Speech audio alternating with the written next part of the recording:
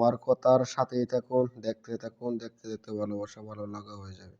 কথা হচ্ছে বাংলাদেশের জামাতে ইসলামের বর্তমান যে একটা একটা ইন্ডিয়ান যেই কূটনীতিকদের সাথে গোপন বৈঠক বলে প্রচারণা চালাইতেছে বিরোধী মহল, সেটা তীব্র প্রতিবাদ এবং খণ্ডানোর চেষ্টা করব আমি। যেরকম জামাতে ইসলামের আমিরকে বলেছে যে তারা জামাতে ইসলাম আমির নাকি গোপন বৈঠক হয়েছে। গোপন বৈঠক তো ওইটা হয় যে যেটা গোপনভাবে বৈঠক করছে কেউ জানে না। যেমন এরশাদ করেছিল ইন্ডিয়ার সাথে, আইসা বলছে কি বলছে আমি বলবো না, সেটা হচ্ছিল গোপন বৈঠক।